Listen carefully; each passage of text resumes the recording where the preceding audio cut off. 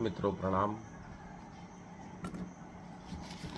University college London के एक अध्ययन में पाया गया है कि नवजात शिशु को भी दर्द महसूस होता है, भले ही वह उसे समझ नहीं पाए। लेकिन अध्ययन बताते हैं कि 372 नवजातों के ब्रेन स्कैन करने पर पाया गया कि कई समय से पहले जन्मे बच्चे भी दर्द को महसूस करते हैं। शोध में पाया गया कि दर्द महसूस करने वाला हिस्सा जन्म से पहले ही विकसित हो जाता है। दर्द, दुख, ये जो संवेदनाएं हैं वह जन्म से पूर्व ही विकसित हो जाती है, ऐसा वैज्ञानिकों की शोध में लंदन के कॉलेज यूनिवर्सिटी लंदन में पाया गया।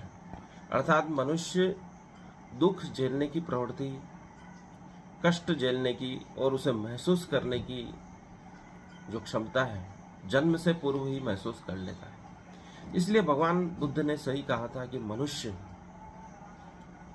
मनुष्य इस संसार में दुख में है। इस संसार में दुख है, दुख इसका कारण है, इसके निवारण के उपाय हैं। अर्थात दर्द को महसूस करने की जो हमारी क्षमता है जन्म से पहले ही विकसित हो जाती है। इसलिए ऋषियों ने इस संसार को दुख कहा है, माया कहा है, क्योंकि हम इसे लगातार महसूस कर रहे हैं और जन्म से पूर्व ही महसूस कर रहे हैं।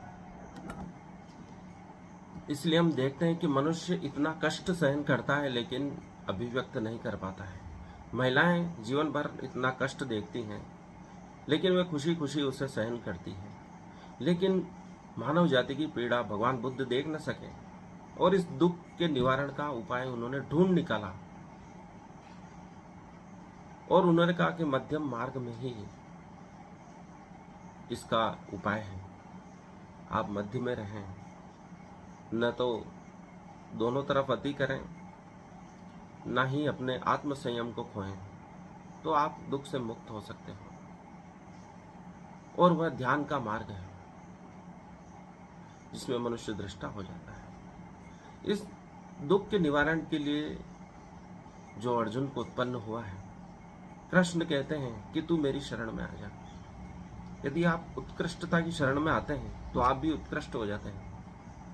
इसलिए कोई न कोई ऐसी शक्ति होनी चाहिए जिसकी शरण में हम आ सकें। इसलिए जितने भी श्रेष्ठ कार्य हुए हैं, चाहे वह पुरातन काल की वास्तुकला हो, मंदिरों की, चाहे संगीत हो, ज्योतिष शास्त्र हो, खगोल विज्ञान हो, हम देखते हैं कि उनमें अत्यंत उत्कृष्टता निहित है। हमारा संगीत पूरे विश्व में सबसे अविस्मरणीय और